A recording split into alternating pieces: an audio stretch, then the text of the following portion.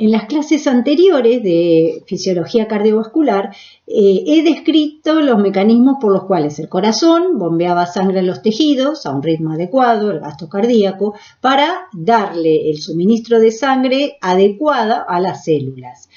También vimos cómo podía regularse este flujo de sangre para distribuir más sangre a aquellos tejidos que lo necesitaran, variando la resistencia de los vasos sanguíneos. Y también cómo se regulaba la fuerza de la sangre, es decir, la presión arterial media. En esta clase vamos a explicar la sangre por sí misma, cómo está compuesta y cuáles son sus funciones y por qué es tan importante que nuestras células reciban la cantidad suficiente de sangre. La mayoría de las células de un organismo multicelular no pueden moverse para obtener el oxígeno y los nutrientes o para eliminar el dióxido de carbono y otros desechos. Sin embargo, satisfacen estas necesidades y lo hacen a través de dos líquidos corporales, la sangre y el líquido intersticial que las baña.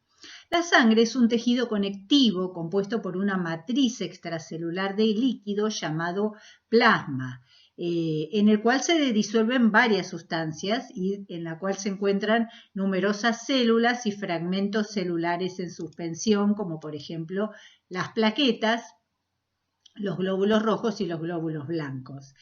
Es un líquido complejo la sangre, que consta de plasma y de elementos formes o corpusculares, los eritrocitos, los leucocitos y las plaquetas. El volumen de sangre total es de unos 70 mililitros por kilo de peso en una mujer adulta y de unos 80 mililitros por kilo de peso en un hombre adulto. Este gráfico les muestra las proporciones de cada componente de la sangre.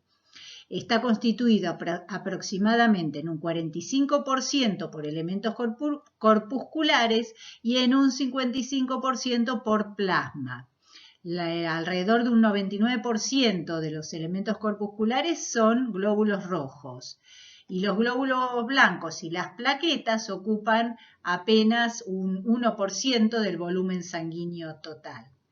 Cuando se remueven estos elementos corpusculares de la sangre, se obtiene un líquido amarillento que es el plasma que les dije. Está compuesto por alrededor de un 91% de agua y 8% u 8,5% de solutos. Dentro de estos solutos tenemos a las proteínas, 7%. Las proteínas plasmáticas a una concentración de 7 gramos por decilitro son las responsables, ya lo vimos, de la presión osmótica coloidal o presión oncótica que ejercen alrededor de unos 25 milímetros de mercurio. Los hepatocitos, ya lo vimos también, sintetizan gran parte de las proteínas plasmáticas, entre las cuales están la albúmina, un 54% del total, globulinas, 38% del total, y el fibrinógeno. En esta clase yo no me voy a tomar tiempo ni les voy a detallar sobre los distintos tipos de células y sobre las plaquetas, porque lo van a ver bien en el trabajo práctico que intentaremos realizar hacia fin del cuatrimestre, si es que podemos.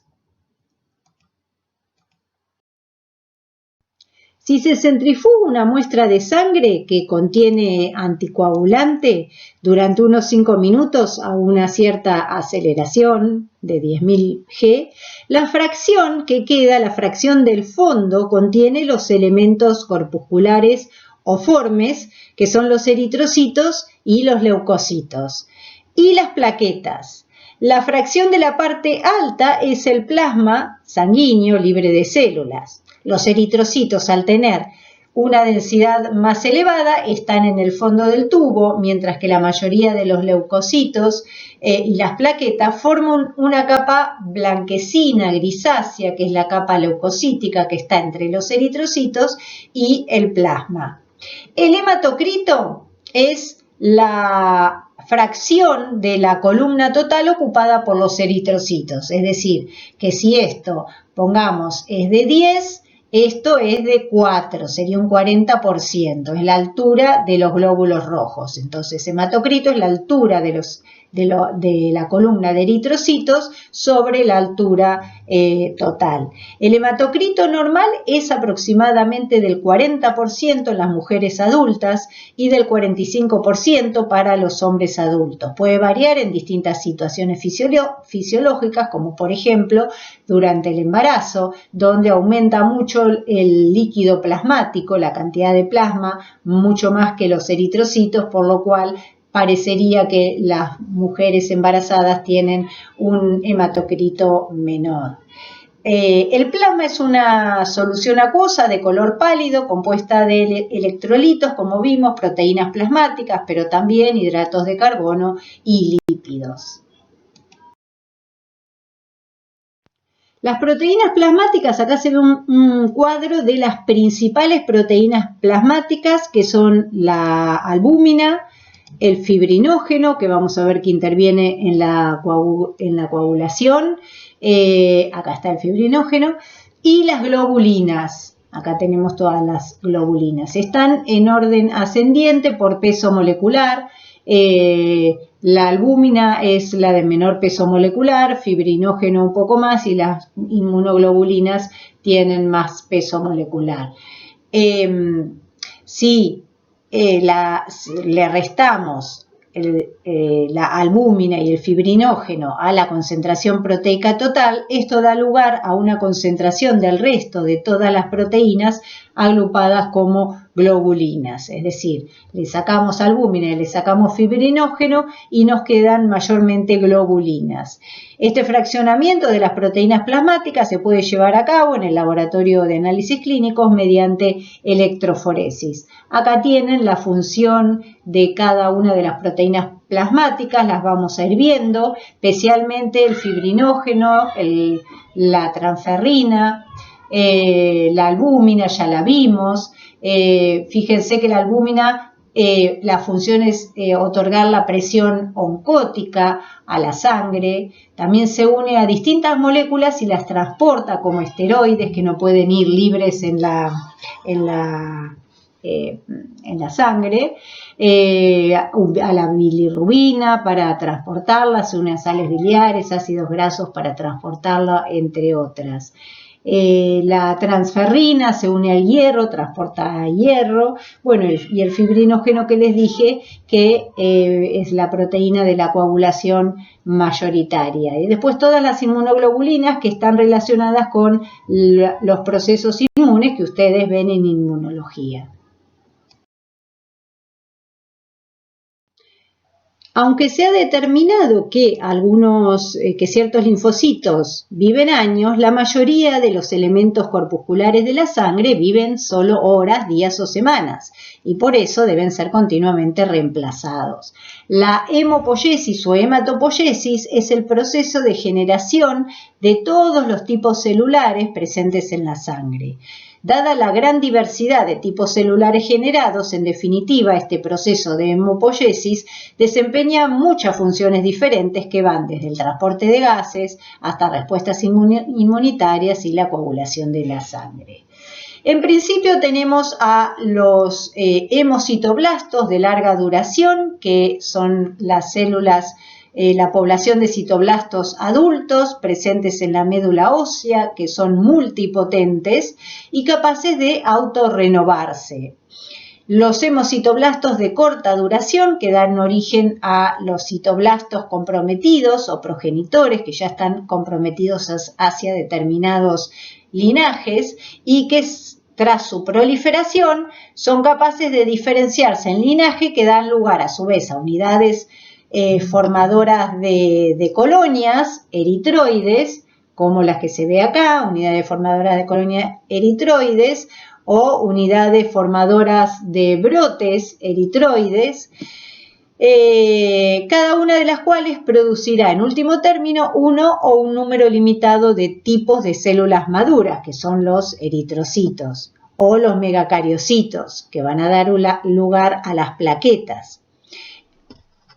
También a los eosinófilos, basófilos, neutrófilos, monocito macrófago y células dendríticas. Los linfocitos T y los linfocitos B.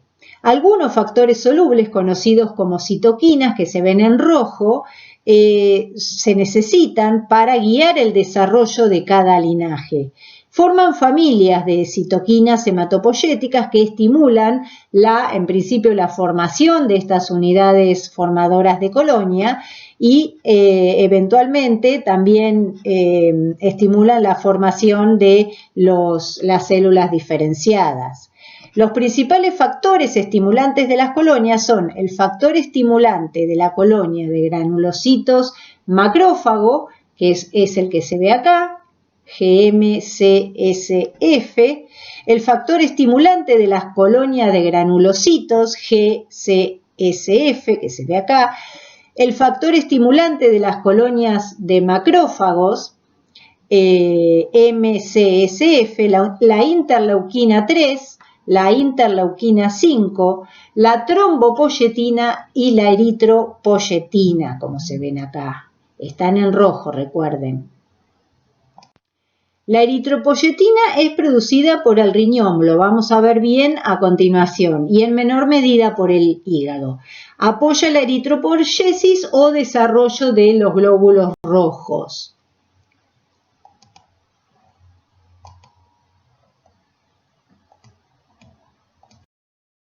Este es un dibujo de la médula ósea roja, que es donde se produce la hematopoiesis, es decir, es el órgano hematopoyético principal, uno de los más importantes, el primario, durante los últimos 3 meses antes del nacimiento y continúa como la fuente principal de células sanguíneas después del nacimiento durante toda la vida. Vemos acá distintas células progenitoras y su maduración y su traspaso a la sangre. Fíjense un megacariocito, que es el precursor de las plaquetas, fragmentándose para formar las plaquetas, que en sí no son células, sino que son fragmentos de megacariocitos. Todo esto está en un estroma que tiene abundantes células y fibras reticulares y abundante colágeno. Acá se ve la maduración del glóbulo rojo hasta el reticulocito en el momento que expulsa su núcleo y se transforma en el glóbulo rojo maduro. También el linaje hacia los neutrófilos, y se ven algunos que otros linajes y otras células como macrófagos y linfocitos. Entonces, todo esto ocurre en la médula ósea roja. Recién le mostré la médula ósea roja, pero la médula ósea roja es el sitio de producción de células sanguíneas durante la adultez.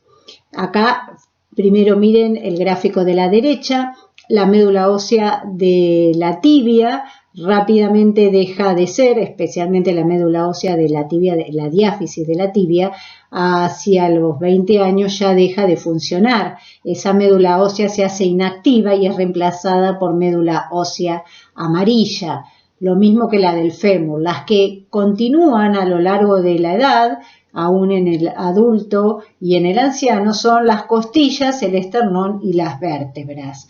El resto se hace médula ósea amarilla. De cualquier manera, hay ciertas sustancias que pueden hacer pasar en algunas situaciones la médula ósea amarilla a médula ósea roja. Y ahora sí, en la izquierda se observa en los neonatos. Incluso en el embrión la eritropoyesis comienza en el saco vitelino. Fíjense, estos son los meses fetales, y luego del nacimiento los años postnatales. Comienza la formación de la sangre en el saco vitelino y rápidamente va disminuyendo. Ya en el segundo trimestre del embarazo, las células son producidas por el hígado y por el vaso, pero luego al tercer trimestre o el último trimestre ocurre mayormente en médula ósea roja, de huesos largos o del esqueleto axial, como vimos acá. Básicamente, vértebras, esternón y costillas son del esqueleto axial y son las que se mantienen en el tiempo. La función principal del glóbulo rojo es transportar oxígeno y dióxido de carbono en la sangre. Ese transporte es esencial para llevar el oxígeno desde los pulmones hasta las células que lo necesitan por ser metabólicamente activas y llevar a cabo la respiración celular. Y para llevar el dióxido de carbono producido por la respiración celular de las células a los pulmones donde se lo elimina del cuerpo. Los glóbulos rojos tienen una gran capacidad de transportar estos gases porque contienen en su citoplasma dos proteínas, la hemoglobina y la anidrasa carbónica. La hemoglobina se une y por tanto transporta oxígeno y dióxido de carbono, mientras que la anidrasa carbónica es esencial para el transporte de dióxido de carbono únicamente. La forma característica de disco bicóncavo de los glóbulos rojos les proporciona una proporción superficie-volumen mucho mayor que la que tendría con una forma esférica. Y eso maximiza el área de difusión y minimiza las distancias de difusión intracelulares para el intercambio gaseoso. En su función de transporte de gases interviene la hemoglobina. Lo vamos a ver bien cuando veamos fisiología respiratoria. Para su función también cumplen una función tampón, tamponar ácidos y bases. Para esto también actúa la anidrasa carbónica, que cataliza la reacción reversible entre dióxido de carbono y el agua para formar ácido carbónico y ion hidrógeno y ion bicarbonato. Esto hace que el agua de la sangre transporte muchas cantidades de dióxido de carbono en forma de ion bicarbonato desde los tejidos a los pulmones, donde se convierte nuevamente en dióxido de carbono y se lo expulsa a la atmósfera como producto de desecho. Esto también lo vamos a ver mejor en profundidad cuando veamos fisiología respiratoria. Como los eritrocitos maduros no contienen ni núcleo ni orgánulos, no pueden producir proteínas ni implicarse en el metabolismo oxidativo. No obstante, sí pueden actuar en dos vías metabólicas, que son la glucólisis, que consume el 90% de la glucosa, y la vía de las pentosas, que consume el 10% restante de la glucosa. La célula genera ATP exclusivamente mediante glucólisis. Otro constituyente importante de los glóbulos rojos es el 2,3-difosfoglicerato, 2,3-DPG. Los glóbulos rojos utilizan la DPG mutasa para convertir 1,3-difosfoglicerato, que es parte de la vía glucolítica, en 2,3-difosfoglicerato. Y la concentración normal de 2,3-difosfoglicerato en el citoplasma de los glóbulos rojos es parecida a la concentración de hemoglobina. Este 2,3-difosfoglicerato actúa sobre la hemoglobina disminuyendo la afinidad de la hemoglobina por el oxígeno. Los glóbulos rojos además tienen glutatión, que es una molécula que los protege frente al efecto nocivo de los oxidantes. Un cociente alto de glutatión reducido frente a glutatión oxidado protege a los glóbulos rojos de estos oxidantes que les hablaba. Los glóbulos rojos transportan dos isoformas de la anidrasa carbónica, la anidrasa carbónica 1 y la 2. Estas enzimas convierten entre sí el dióxido de carbono en bicarbonato y lo que les decía recién, desempeñan un papel en el transporte de dióxido de carbono producido metabólicamente en las células para ser eliminado en los pulmones. Acá volvemos a ver los estadios de diferenciación de eritrocitos partiendo del proeritroblasto. ¿Por qué? Porque es donde comienza a actuar la eritropoyetina. La eritropoyetina es una hormona, como ya les dije, producida en riñones, el regulador primario de la diferenciación de los eritrocitos, interviene en la división y diferenciación celular. Y para estos procesos, fíjense que en el proeritroblasto ya comienza la síntesis de hemoglobina. Para la eritropoyesis se necesita hierro, vitamina B12 y ácido fólico. Los trastornos que reducen la cantidad de oxígeno transportada a los tejidos aumentan habitualmente la producción de eritrocitos. Por ejemplo, cuando una persona desarrolla una anemia extrema por una hemorragia u otro trastorno, la médula ósea comienza de inmediato a producir grandes cantidades de glóbulos rojos. También en altitudes muy altas, donde la cantidad de oxígeno en el aire está muy reducida, se transporta una cantidad insuficiente de oxígeno en los tejidos y esto hace aumentar la producción de glóbulos rojos. En este caso, en este último caso, no es la concentración de glóbulos rojos en la sangre la que controla su producción, sino la cantidad de oxígeno transportado a los tejidos en relación con la demanda tisular de oxígeno. El principal estímulo para la producción de eritrocitos en los estados de escasez de oxígeno es una hormona circulante llamada eritropoyetina. Si no hay eritropoyetina, esa hipoxia en los tejidos tiene poco o ningún efecto estimulador sobre la producción de los mismos. Sin embargo, cuando el sistema de la eritropoyetina es funcional, la hipoxia aumenta mucho la producción de eritropoyetina.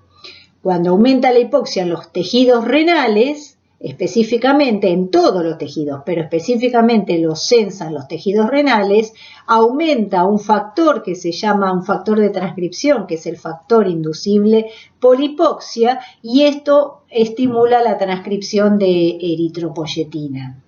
Fíjense que la oxigenación tisular reduce. Hay factores que reducen la oxigenación tisular, como el volumen sanguíneo bajo, la anemia, enfermedades pulmonares también, mal flujo sanguíneo, baja cantidad de hemoglobina. Esta reducción en la oxigenación tisular, entonces, es sensada por los tejidos renales que producen la transcripción de eritropoyetina. La eritropoyetina va por sangre y en las células precursoras hematopoyéticas, especialmente los proeritroblastos, comienza a producir su efecto, iniciando la maduración hacia los eritrocitos.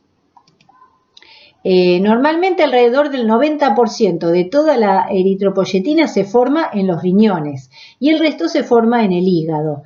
No se sabe exactamente dónde se forma la eritropoyetina en los riñones. Algunos estudios sugieren que es producida principalmente por células intersticiales tipo fibroblásticas que rodean a los túbulos en la corteza y la médula, donde tiene un consumo alto de oxígeno en los riñones. Pero también es probable que otras células, entre ellas las epiteliales renales, también produzcan eritropoyetina como respuesta a la hipoxia. Entonces, la hipoxia del tejido renal, como les dije, conduce a niveles tisulares superiores del factor inducible por hipoxia, que actúa como factor de transcripción, entre ellos para la eritropoyetina, pero induce un montón de genes el HIF. Por unión al elemento de respuesta a hipoxia que tienen esos genes, entre ellos del que estamos hablando, la eritropoyetina, con lo cual induce la transcripción de ARN mensajero y en última instancia el aumento de la síntesis de la proteína. Bueno, entonces, una vez que se forman los proeritroblastos, la eritropoyetina, además de hacer madurar los proeritroblastos,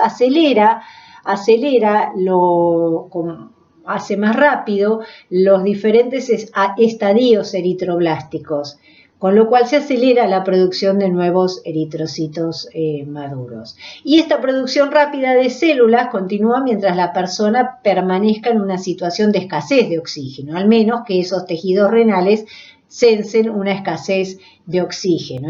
Si si sigue la escasez de oxígeno, sigue la producción de eritropoyetina. Cuando no hay más hipoxia en los tejidos renales, en ese momento entonces la producción de eritropoyetina se reduce a un valor que mantendrá el número necesario de eritrocitos, pero no en exceso. Para la maduración de los glóbulos rojos son necesarias dos vitaminas, la vitamina B12 y el ácido fólico, como se ven acá. Sin embargo, puede haber déficit de los dos, y eso puede ser una causa común de fallo en la maduración de los glóbulos rojos. ¿Por qué? Porque puede no absorberse bien o haber déficit en la dieta. Que no se absorba bien es una consecuencia de, a veces, de atrofia gástrica, que no produce secreciones gástricas normales, porque las células parietales de las glándulas gástricas producen una glucoproteína llamada factor intrínseco que se combina con la vitamina B12 presente en el alimento y hace posible su absorción en el intestino. Cuando no está ese factor intrínseco, no se produce, entonces hay una mala absorción de la vitamina B12. Pero una vez que se ha absorbido la vitamina B12 en el aparato digestivo, primero se almacena en grandes cantidades en el hígado y después se libera lentamente a medida que la médula ósea la necesita. La cantidad mínima de vitamina B12 necesaria cada día para mantener la maduración normal de los eritrocitos es muy pequeña y el almacén normal en el hígado y otros tejidos es como 1000 veces esa cantidad. De manera que tienen que haber 3 o 4 años de absorción defectuosa de la vitamina B12 para que se produzca una anemia por fallo en la maduración. Por otro lado, el ácido fólico es importante y es un constituyente normal de las verduras verdes, algunas frutas y las carnes, pero se destruye con facilidad durante la cocción y además hay personas que tienen anomalías en la absorción intestinal, por lo cual entonces tienen también déficit de mala absorción de ácido fólico. Entre los dos, entre la vitamina B12 y el ácido fólico, se produce la formación del trifosfato de timidina en la duplicación de ADN, obviamente de las células durante la maduración de los glóbulos rojos. Y si hay déficit, estas células inmaduras no proliferan, no se diferencian y muchas veces generan eritrocitos más grandes que se llaman macrocitos, que tienen membranas frágiles y que no viven 120 días como viven los glóbulos rojos normales, sino que su vida media está acortada. De manera tal que son necesarias estas dos vitaminas para la duplicación del ADN y para la generación de glóbulos rojos maduros.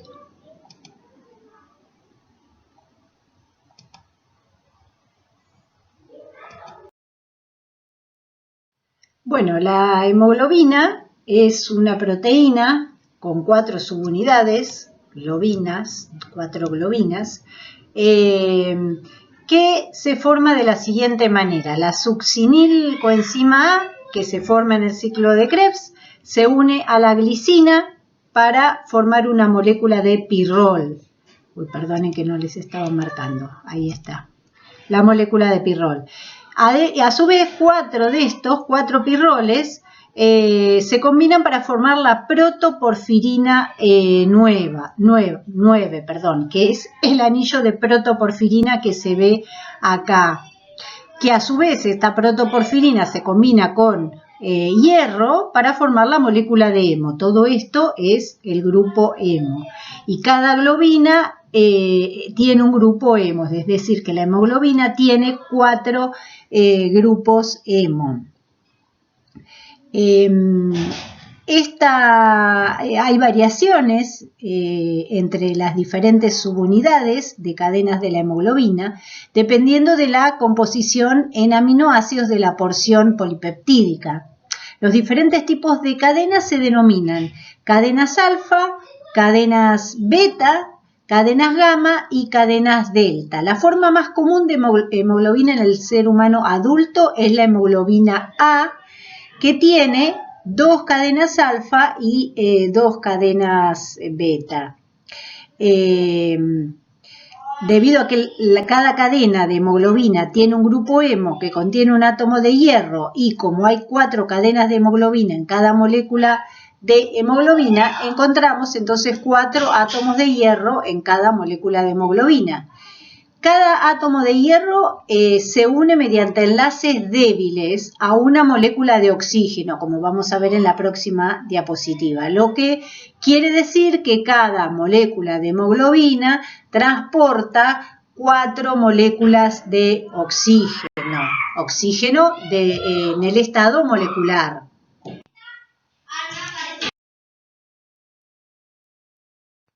Los tipos de cadenas de hemoglobina en la molécula de hemoglobina determinan la afinidad de unión con el oxígeno. Las anomalías en las cadenas pueden alterar también las características físicas de la hemoglobina. Por ejemplo, hay un tipo de anemia que se llama anemia falciforme, donde el aminoácido valina es sustituido al aminoácido glutámico en una de las 2 cadenas beta. Cuando este tipo de hemoglobina se expone a cantidades bajas de oxígeno, forma unos cristalitos alargados dentro de los glóbulos rojos. Y eso imposibilita el paso de los glóbulos rojos a través de muchos capilares pequeños e incluso en algunos casos ocurre rotura de la membrana celular, que es lo que provoca la anemia falciforme. La sangre normal del feto humano contiene hemoglobina fetal, hemoglobina F, que tiene una afinidad mayor por el oxígeno que la hemoglobina del adulto. Acá se compara la hemoglobina F y cómo va aumentando los niveles de oxihemoglobina, es decir, la unión del oxígeno a la hemoglobina para aumentos de la presión de oxígeno, y esta es mayor que para la sangre materna. La hemoglobina F es bastante similar a la hemoglobina A del adulto, salvo que las cadenas beta son sustituidas por cadena gamma. O sea que la hemoglobina fetal es alfa 2, gamma 2. Como se ve acá, tenemos cadena alfa y cadena gamma, que después del nacimiento esa cadena gamma disminuye totalmente y aumenta la cadena beta y tenemos 2 cadenas alfa con 2 cadenas beta. La característica más importante de la hemoglobina es su capacidad para combinarse mediante enlaces débiles irreversibles con el oxígeno. El oxígeno no se combina con los 2 enlaces positivos del hierro. En cambio, se une débilmente con uno de los también conocidos como enlaces de coordinación del átomo de hierro. Se trata de un enlace muy débil, por eso es reversible, este enlace de coordinación, y el oxígeno no se convierte en oxígeno iónico, sino que se transporta en forma de oxígeno molecular a los tejidos, donde debido a su combinación débil y fácilmente reversible se libera a los líquidos tisulares en forma de oxígeno molecular. Los estudios de estructura han mostrado que la hemoglobina puede adoptar 2 conformaciones denominadas tensa y luego de la unión del oxígeno R o relajada. En el estado desoxigenado, acá se ve la hemoglobina desoxigenada y la oxihemoglobina. En el estado desoxigenado, el átomo de hierro no está en el mismo plano que el resto del grupo hemo, debido a su asociación con la cadena lateral de una histidina. La unión del oxígeno desplaza el átomo de hierro de manera que queda coplanar con el resto del grupo hemo, lo que a su vez arrastra la histidina produciendo un cambio conformacional de mayor escala que afecta a toda la proteína. Voy a ver acá si lo puedo poner, ahí está. Nada, para que vean cómo se encuentra, está la molécula de oxígeno en rojo y el grupo hemo y parte de la proteína de las globinas. Obviamente hay 4 globinas, 2 alfa y 2 beta, con sus grupos hemo, hierro y el oxígeno cuando está oxigenado, obviamente. Entonces tenemos un estado T y un estado R. ¿Ven cómo cambia la conformación en el espacio cuando se le une el oxígeno y genera oxihemoglobina? Ahí se ve, es otra manera de ver el estado T y el estado R, pero no hay nada más nuevo con esto.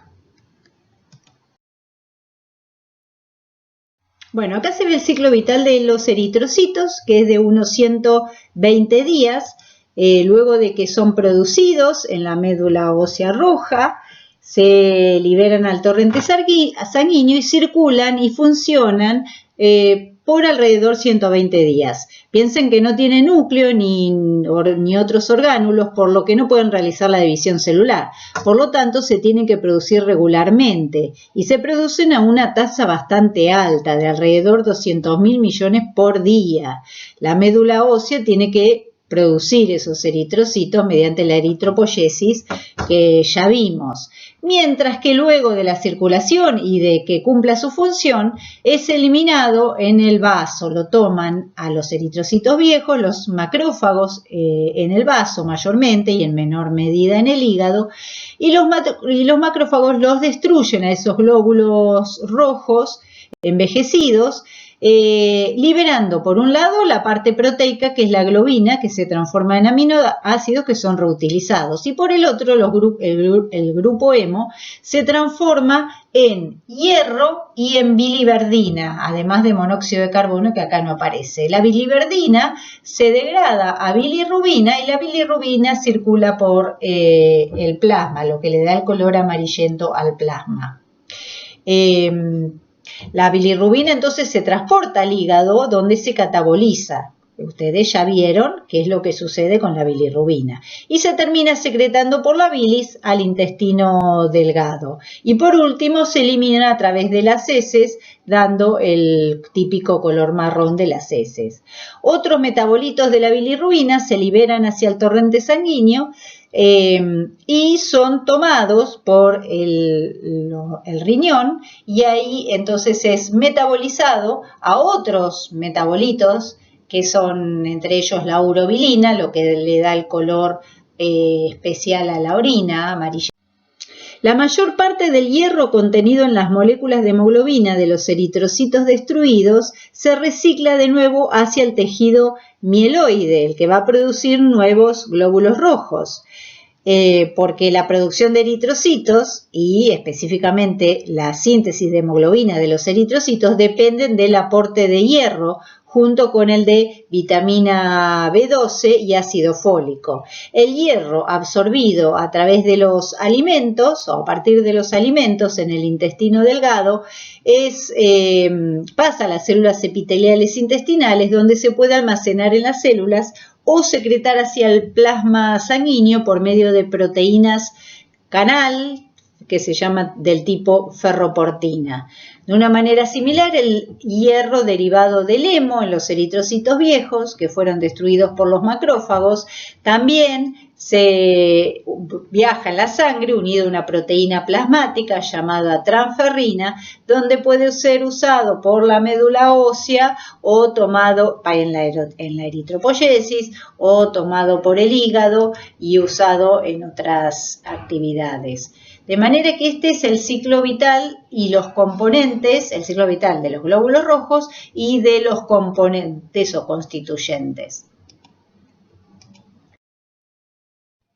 Enfoquémonos un poco más en el metabolismo de la hemoglobina y específicamente del hierro de la hemoglobina. Como el hierro es importante para la formación no solo de hemoglobina, sino también de otros elementos esenciales del organismo. Piensen que la mioglobina de los músculos lleva hierro, los citocromos, la citocromo oxidasa, las peroxidasas, la catalasa, necesitan hierro.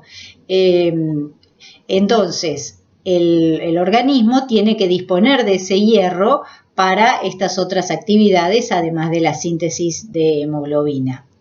Alrededor de un 65% está en forma de hemoglobina y mucho menos, como un 4%, está en forma de mioglobina y el 1% de diversos compuestos del hemo que favorecen la oxidación intracelular.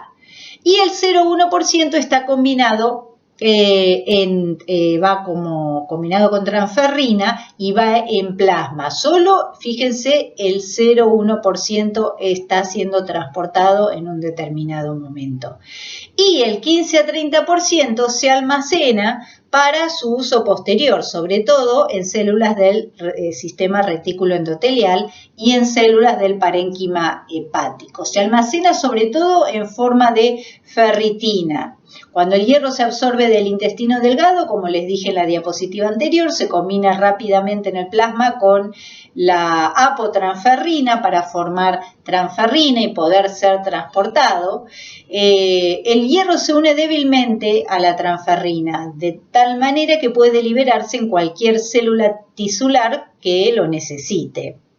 El exceso de hierro en la sangre se deposita especialmente en los hepatocitos. Recuerden que dijimos que los hepatocitos era almacén de hierro y era tipo un buffer de hierro. Pero también un poco se almacena en las células reticuloendoteliales de la médula ósea. En el citoplasma celular, como les dije, se almacena como ferritina la mayoría. Sin embargo, cantidades menores están en una forma muy insoluble llamada hemosiderina. Cuando la cantidad de hierro en plasma se reduce mucho, parte del hierro de la reserva de ferritina se libera fácilmente y se transporta en forma de, unido a la transferrina, hacia el lugar del organismo donde se lo necesite. Una característica de la transferrina es que se une fuertemente a receptores presentes en las membranas celulares de los eritroblastos en la médula ósea. Después, junto a su hierro unido, lo ingieren los eritroblastos mediante endocitosis mediada por receptor. Esa es la forma de que entre a las células.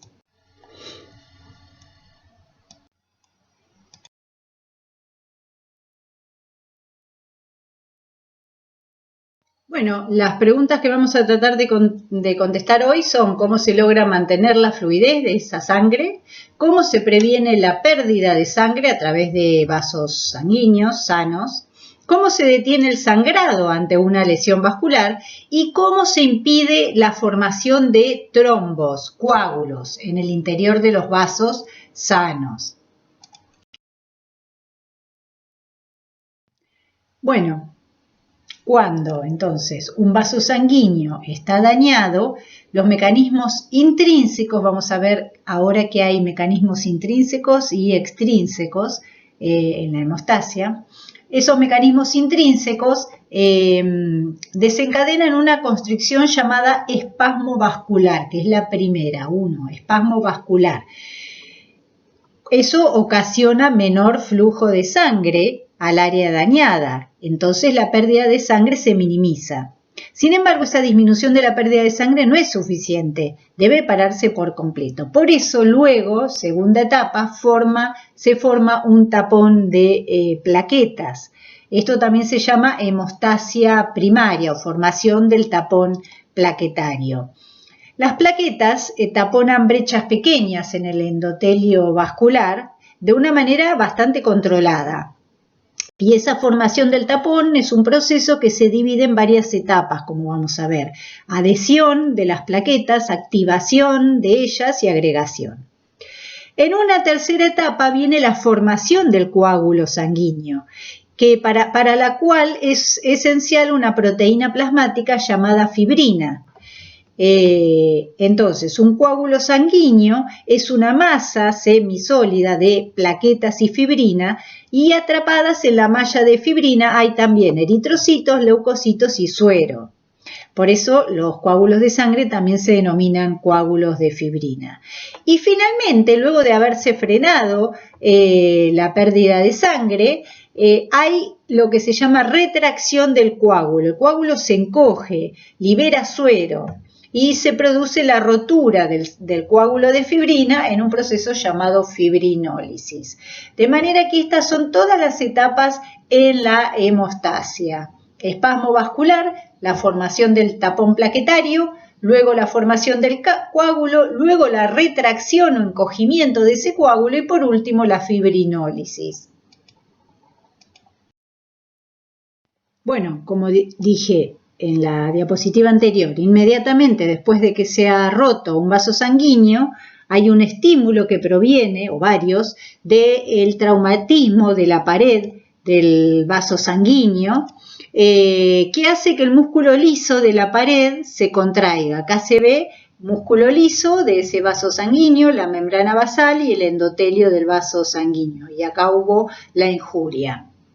Entonces, la contracción en sí de este músculo liso vascular es el resultado de un espasmo miógeno localizado, de factores autacoides locales procedentes de los tejidos traumatizados, como por ejemplo la liberación de endotelina, también proveniente de plaquetas sanguíneas, y tercero, de reflejos nerviosos. Los reflejos nerviosos se inician a partir de impulsos nerviosos de dolor u otros impulsos nerviosos sensoriales que se originan en los vasos traumatizados o en tejidos cercanos. Pero probablemente se produce una mayor vasoconstricción por la contracción miógena local iniciada por el daño directo de la pared vascular que por los otros efectores. En los vasos más pequeños, las plaquetas son las responsables de la mayor parte de la vasoconstricción porque liberan una sustancia vasoconstrictora que es el tromboxano A2. Cuanto más gravemente se ha traumatizado un vaso sanguíneo, mayor es el grado de espasmo vascular. Y este espasmo puede durar desde varios minutos o incluso horas, y durante ese tiempo que dura el espasmo pueden tener lugar o tienen lugar los procesos de taponamiento plaquetario y de coagulación sanguínea.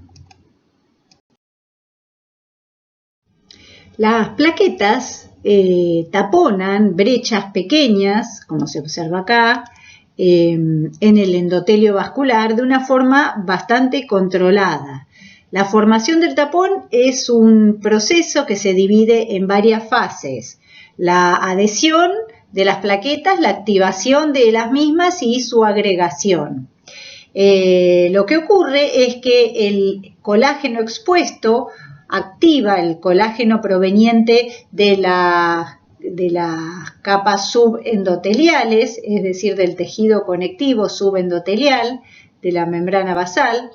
Eso activa a las plaquetas y estas liberan factores plaquetarios.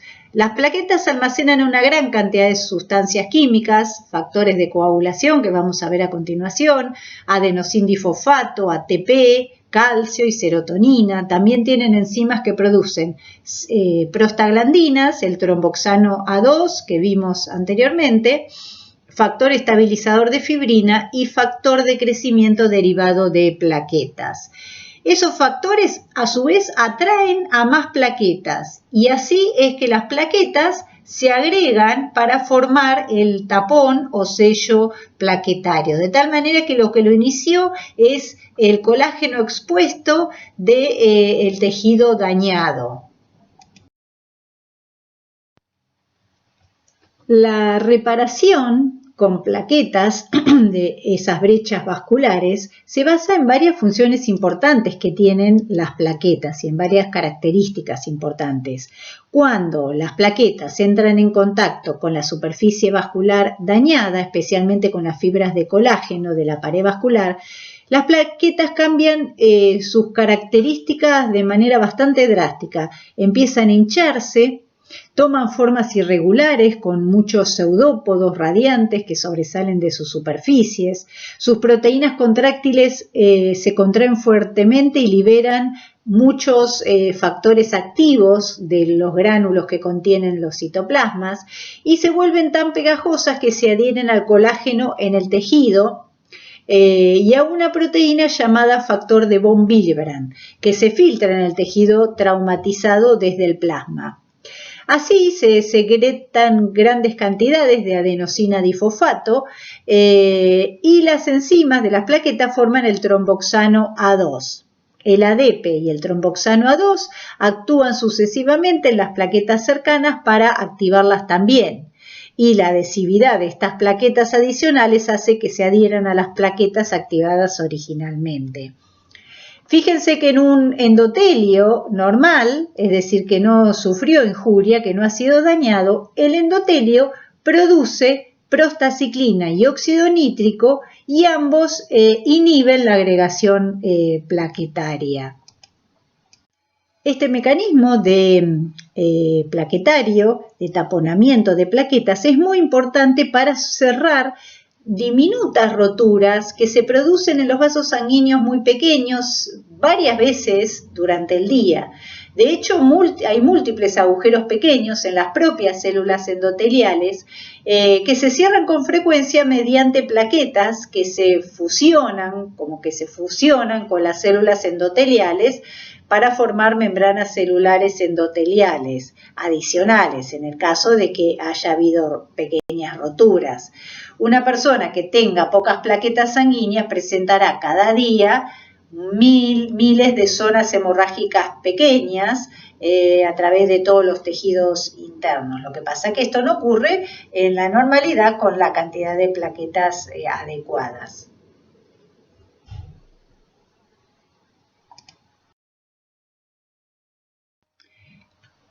Y el tercer mecanismo entonces es la formación del coágulo sanguíneo. La coagulación puede originarse por dos vías diferentes, la vía intrínseca y la vía extrínseca. La finalidad de cualquiera de las dos es generar la suficiente cantidad de trombina como para que el fibrinógeno pase a fibrina, hebras de fibrina. Que es necesaria para formar el trombo o coágulo. El coágulo empieza a formarse, a aparecer en 15 a 20 segundos si el traumatismo de la pared celular, de la pared vascular ha sido grave y en 1 a 2 minutos más o menos si el traumatismo ha sido menor. La vía intrínseca es la que se activa cuando la sangre entra en contacto con una superficie cargada negativamente, como por ejemplo las fibras de colágeno, y la vía extrínseca se activa cuando la sangre entra en contacto con material procedente de membranas celulares dañadas que liberan un factor que se llama factor tisular.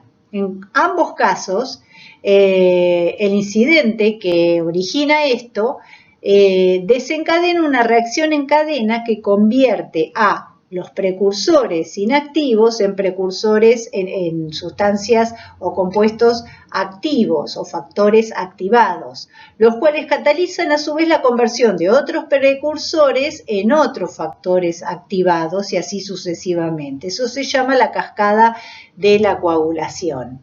La mayoría de estos precursores son zimógenos que dan lugar a factores activados que son en su mayoría serina proteasas. En el caso de la vía intrínseca, la reacción en cadena se produce fundamentalmente en la membrana de las plaquetas activadas. Y en el caso de la vía extrínseca, las reacciones ocurren fundamentalmente en este factor tisular que está unido a la membrana. Y ambas vías convergen en una vía común que culmina en la generación de trombina, y en último término en las hebras de fibrina consolidadas.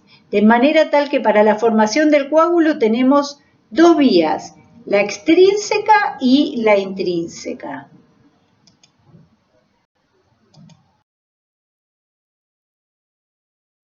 En definitiva, cualquiera de las dos vías tiene como objetivo la formación de un complejo de sustancias activadas llamadas el grupo activador de la protrombina. Luego, este grupo activador de la protrombina cataliza la conversión de protrombina a trombina, perdón que no les estaba marcando, ahí les marco.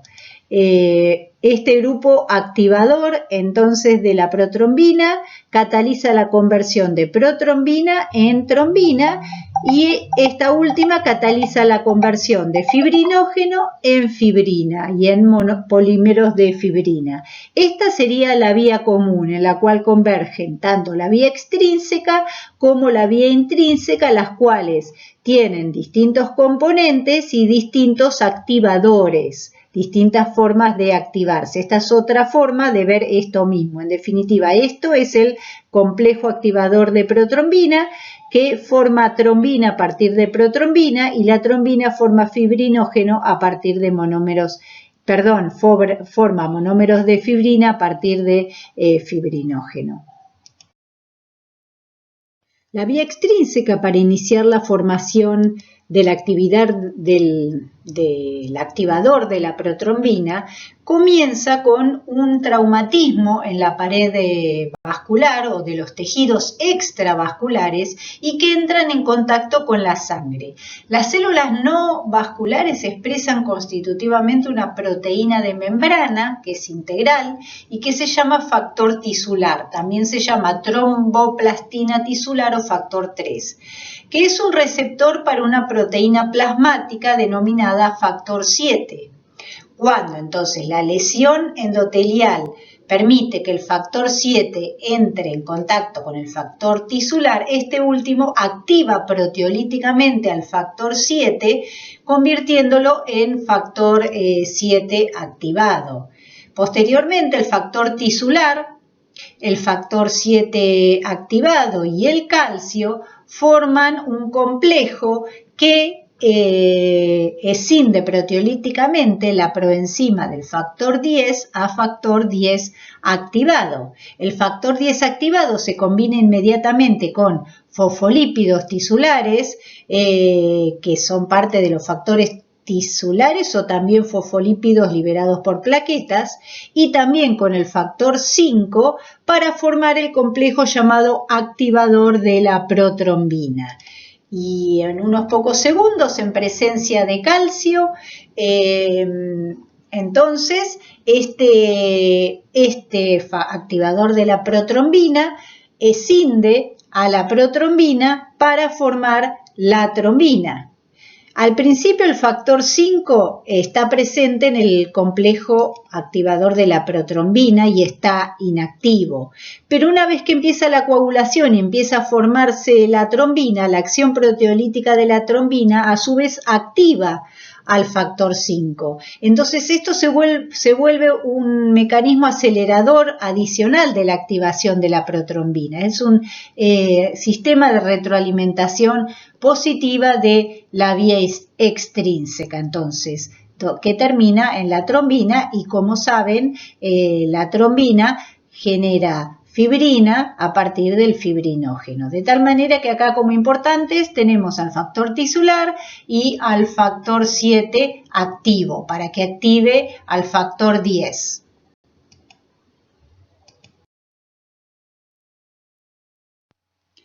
Esta es la vía intrínseca para la iniciación de la coagulación sanguínea.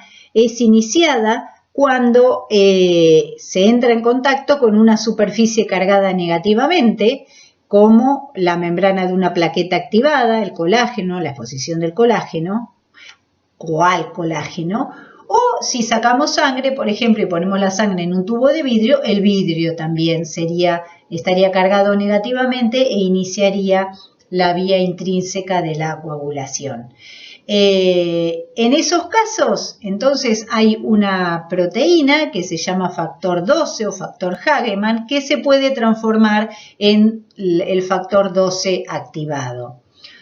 Hay una molécula que se llama quininógeno de alto peso molecular que lo que hace es facilitar el anclaje del factor 12 a la superficie cargada, actuando como cofactor. Además, este factor 12 activado actúa sobre el factor 11, activando lo que es el segundo paso de la vía intrínseca. Esta reacción también requiere el quininógeno de alto peso molecular.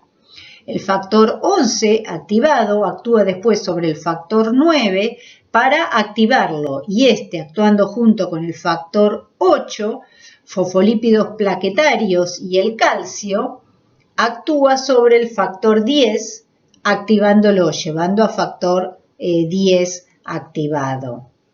Está claro entonces que si no hay calcio, o sea, cuando falta el calcio o falta el factor 8, este paso es deficiente. El factor 8 es el que falta en una persona que tiene la hemofilia clásica y por eso se lo llama factor antihemofílico.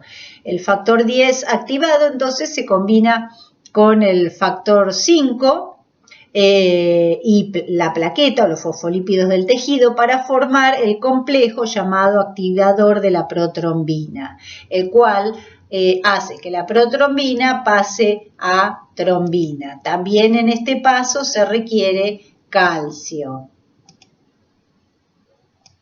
El complejo factor 9 activado y 8 activado tiene mayor eficiencia para activar al factor 10 que el de la vía extrínseca. Por lo tanto, más del 90% de la trombina proviene en general de esta vía. Para ello, entonces acá tienen los factores importantes, el 9 activado y el 8 activado. Se termina en la activación del 10, la activación del activador de protrombina, la generación del complejo activador de la protrombina, que pasa la protrombina a trombina, siempre fíjense con ayuda de fosfolípidos y de calcio. Entonces, por lo que vimos, la actividad procoagulante necesita de estos compuestos, estos elementos, los simógenos, que participan en la activación secuencial de las vías procoagulantes y deben ser activados para convertirse en las proteasas activas, y son la precalicreína y los factores 12, 11, 10, 9, 7 y 2, cofactores que son también fundamentales para que la actividad procoagulante pueda efectuarse con la intensidad y la velocidad suficientes y con ello se logre superar a los inhibidores fisiológicos, que vamos a ver qué hay. Dentro de los cofactores tenemos al factor 5, al factor 8, al quininógeno de alto peso molecular y al factor tisular. Luego tenemos fosfolípidos aniónicos. Para que la activación de los simógenos sea eficiente, debe existir una superficie sobre la cual puedan depositarse e interactuar. Esa superficie entonces está constituida por los fosfolípidos aniónicos de las membranas de las células endoteliales estimuladas, de las plaquetas activadas y también puede provenir de los leucocitos activados. Luego se necesita calcio. Vieron que la mayor parte de las reacciones procoagulantes son dependientes de calcio. Por eso muchos anticoagulantes que se usan quelan el calcio. Y por último el fibrinógeno, a partir del cual se genera la fibrina. Acá se ve la etapa final de la cascada de la coagulación, donde se convierte el fibrinógeno en principio en monómeros de fibrinógeno y luego en fibras de fibrina, en una reacción proteolítica catalizada por la trombina. Una vez formadas, las moléculas de fibrina se adhieren unas con otras formando un entramado de hebras entrecruzadas. Este entramado se estabiliza por formación de enlaces covalentes entre las hebras, como se observa acá, catalizado por otro factor de la coagulación que es el factor 13, también llamado factor estabilizante de la fibrina o factor estabilizador de la fibrina. Entonces, las fibras de fibrina, por el factor estabilizador de la fibrina, forma fibras de fibrina entrecruzadas. Al igual que la fibrina y que la trombina, el factor 13 está presente en el plasma en su forma no activa y debe ser activado a factor 13 activado antes de participar en la formación del coágulo. Y fíjense que actúa también, la trombina, además de pasar de fibrinógeno a fibrina, estabilizando al factor estabilizador de la fibrina. Pero la función principal de la trombina es catalizar la proteólisis del fibrinógeno mediante la escisión de las cadenas A-alfa, liberando fibrinopéptido A y escindiendo a la cadena B, liberando fibrinopéptido B. Entonces así tenemos los monómeros de fibrina. En principio son solubles esos monómeros de fibrina, pero luego se polimerizan espontáneamente para formar un gel de polímeros de fibrina que atrapa las células a células sanguíneas. La trombina también activa al factor 13, a factor 13A, y este actúa como mediador de entonces el entrecruzamiento para formar una malla llamada fibrina estable, porque esta ya es insoluble. Entonces, la fibrina pasa de ser soluble a formar un entramado insoluble.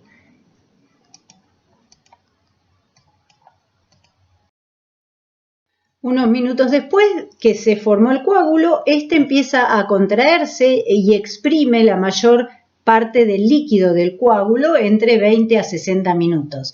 El líquido exprimido se llama suero, que es lo que se ve acá amarillento. Y este suero ha eliminado todo el fibrinógeno y la mayoría de los demás factores de la coagulación que se encuentran entonces en la malla. Las propias plaquetas también contribuyen directamente a la contracción del coágulo, activando las moléculas de miosina, actina y tromboastenina de las propias plaquetas. A medida que se retrae el coágulo, los bordes de los vasos sanguíneos rotos se juntan, lo que contribuye aún más a la hemostasia. Obviamente acá se observa la formación de un coágulo en sangre en un tubo.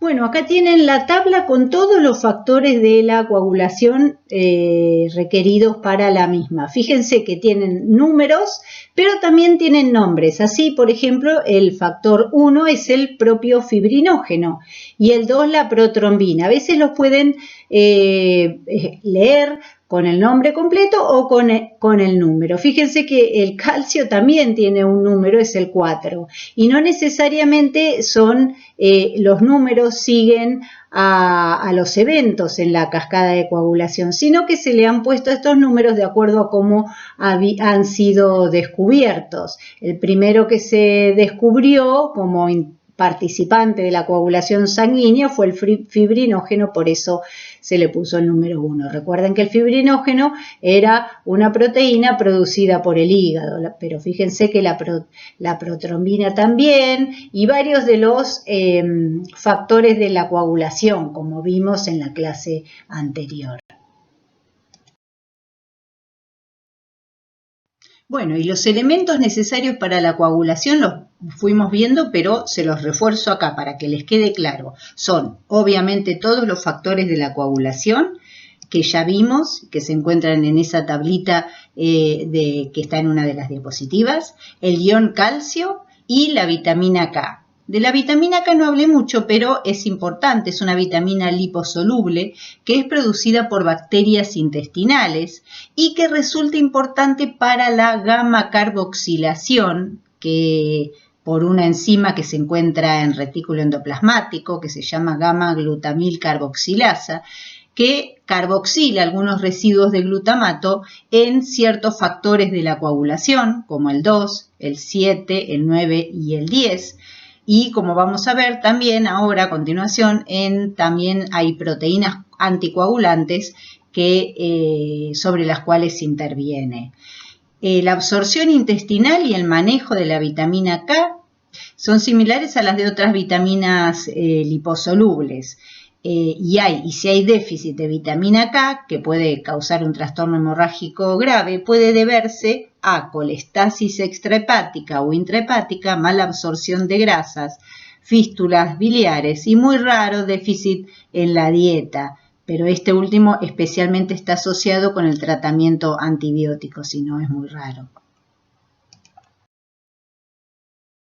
Las proteínas del plasma tienen una globulina llamada plasminógeno, o también se llama profibrinolisina, que cuando se activa se convierte en una sustancia llamada plasmina. La plasmina es una enzima proteolítica que se parece mucho a la tripsina pancreática. Lo que hace la plasmina es degradar o digerir las fibras de fibrina y otras proteínas coagulantes también, como el fibrinógeno, el factor 5, el factor 8, la protrombina y el factor 12. Por eso, cuando se forma plasmina, puede lisar un coágulo y destruir muchos de los factores de la coagulación, lo que a veces hace que la sangre sea menos coagulable.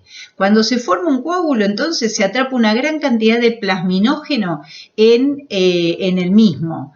Pero se encuentra de manera inactivada hasta que se haya activada.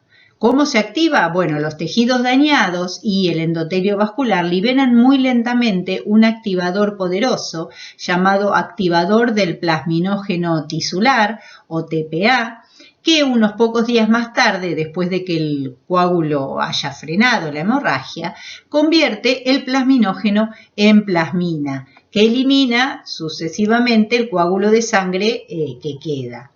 De hecho, muchos vasos sanguíneos pequeños, cuyo flujo sanguíneo ha sido bloqueado quizá por algún coagulito, se reabren por este mecanismo.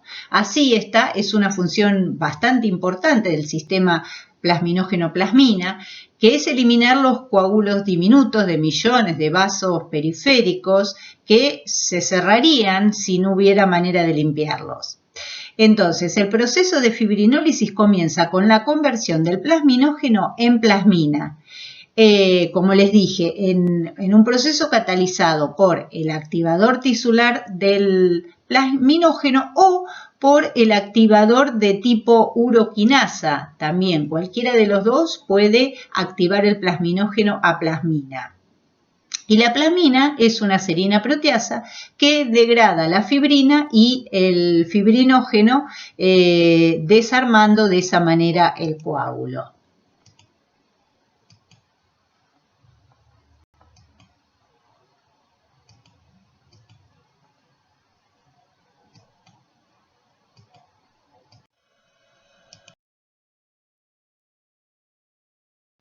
Además de los sistemas de la coagulación y de la fibrinólisis, que ya vimos, también son importantes los mecanismos que impiden que la hemostasia se descontrole. Las células endoteliales proveen de varias sustancias que facilitan el mantenimiento de la fluidez sanguínea. Estas sustancias son de dos tipos, factores parácrinos y factores anticoagulantes. Dentro de los factores parácrinos tenemos a la prostaciclina, recuerden que la habíamos visto al principio, de hemostasia, y también al óxido nítrico, que inhibe a la adhesión y agregación plaquetarias. Y como factores anticoagulantes tenemos al inhibidor de la vía del factor tisular, el TFPI. El TFPI es una proteína plasmática que se une al complejo trimolecular formado por el factor tisular, por el calcio y por el factor 7 activado en la vía extrínseca y bloquea la actividad proteasa del factor 7 activado. Luego tenemos también a la antitrombina 3 que se une e inhibe al factor 10A y a la trombina también. De esta manera, obviamente, inhibe los procesos de la coagulación por debajo del 10A o de la trombina. Los glucosaminosulfatados separan sulfato y heparina, potencian la unión de la antitrombina con el factor 10A. Por lo cual, entonces, inhiben de ese modo también la coagulación. El heparansulfato está presente en la superficie de la mayoría de las células, incluidas las células endoteliales, y además los mastocitos y los basófilos liberan heparina, de ese modo también contribuyendo a este mecanismo. La trombomodulina, a su vez, es un glucosaminoglicano que forma un complejo con la trombina, eliminándola de la circulación e inhibiendo la coagulación. Y además la trombomodulina también se puede unir a la proteína C. La proteína C es una proteína que se une a la porción de trombomodulina del complejo trombina-trombomodulina y activa a la proteína, de esa manera activa la proteína C. La proteína C activada de esta manera es una proteasa y junto con su cofactor, la proteína S, inactiva los factores 5A y 7A. De esa manera inhibe la coagulación o la mantiene a raya, digamos. La proteína C entonces es el cofactor, la proteína S es el cofactor de la proteína C y por lo tanto también es un anticoagulante. Y además de estos mecanismos que les dije yo recién y que se ven en rojo, tenemos la degradación de los factores de la coagulación activados por parte de las células de Kupffer hepáticas que también mantienen la hemostasia bajo control. Entonces, todos estos que se ven en rojo son mecanismos anticoagulantes o que mantienen bajo control los procesos procoagulantes.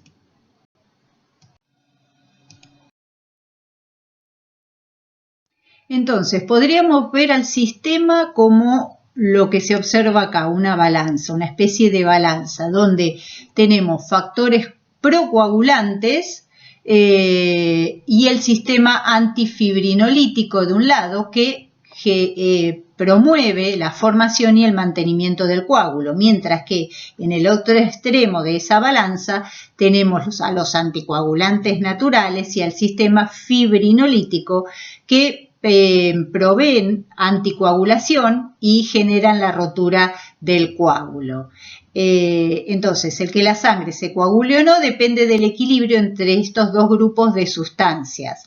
En el torrente sanguíneo predominan generalmente los anticoagulantes y entre los más importantes están aquellos que eliminan la trombina de la sangre, como las fibras por ejemplo, las fibras de fibrina que se forman durante el proceso de coagulación eliminan la trombina de la sangre.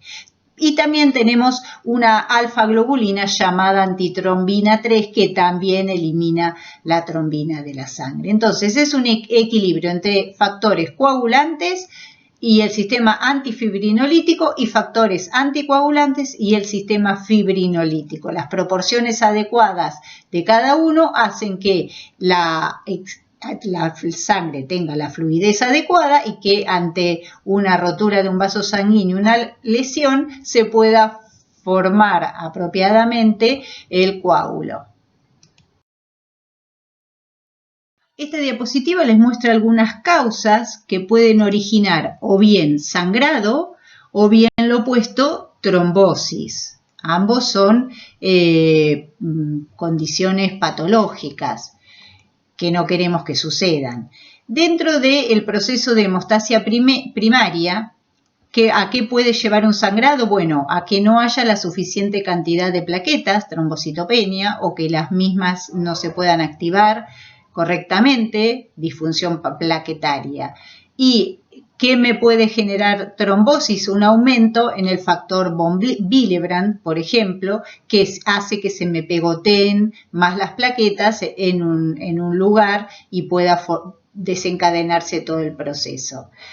En relación al proceso de hemostasia secundaria podemos tener déficit de vitamina K que me lleven a sangrado o déficit de estos factores de la coagulación. Y al revés, una trombosis puede llevar a trombosis un aumento del factor 8 o disminución de la antitrombina 3 y de las proteínas C y S, que recuerden que eran anticoagulantes. Y en el proceso de fibrinólisis podemos tener un aumento del TPA, activador del plasminógeno tisular, una disminución de estos factores, y al revés, para generar trombosis, podríamos tener una disminución del plasminógeno que hace que no se pueda generar la suficiente plasmina para degradar el coágulo. De tal manera que siempre es un equilibrio entre factores procoagulantes y anticoagulantes y profibrinolíticos o antifibrinolíticos. Y acá se ven algunas de las causas de que pueda ocurrir un sangrado excesivo o una formación de trombos patológica. Los anticoagulantes son un grupo de sustancias de distinta naturaleza química relacionados por su efecto biológico, como anticoagulantes, obviamente. Se pueden dividir en anticoagulantes de acción directa, que son aquellos que por sí solos son capaces de inhibir la cascada de la coagulación. Por ejemplo, hay varios inhibidores directos de trombina.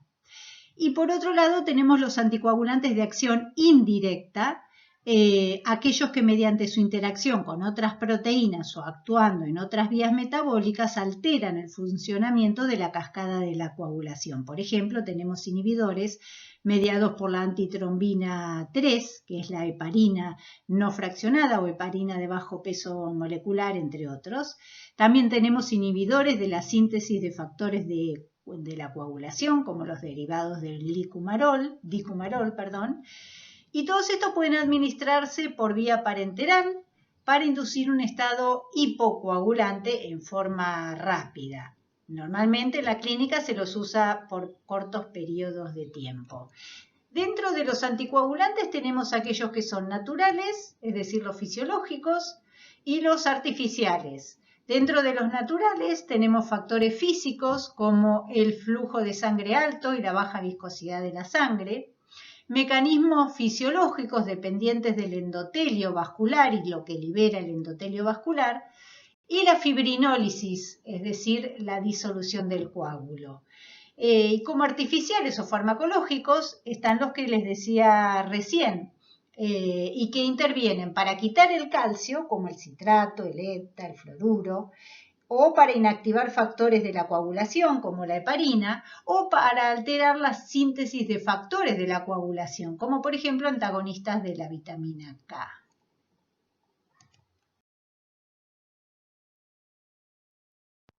Bueno, acá se ve el mecanismo de acción de la heparina, el anticoagulante heparina. La heparina estándar y la heparina de bajo peso molecular, que se ha desarrollado a partir de la heparina estándar, tienen su acción anticoagulante catalizando la inactivación de la trombina y del factor 10A por la antitrombina. La heparina tiene una secuencia específica de pentasacáridos que se unen con gran afinidad a la antitrombina, como se ve acá, y potencia su actividad. La unión de las heparinas a la antitrombina causa un cambio conformacional que cataliza la inactivación del factor 10A y de la trombina. En el caso de la de bajo peso molecular, alcanza solo a catalizar la inactivación del factor 10A. De manera que se necesita el complejo ternario heparina, antitrombina y trombina en este caso para inhibir la acción de la trombina en este caso o del factor 10A. La heparina de bajo peso molecular no puede formar ese complejo ternario con la trombina, por eso solo inhibe, sí lo hace con el factor 10A, por eso solo inhibe al factor 10A. Bueno, nada, esto era para que vean cómo es el mecanismo de acción de la heparina, que es un anticoagulante natural, y los derivados producidos sintéticamente, en este caso de bajo peso molecular. Bueno, estudien chicos, nos vemos en la próxima clase.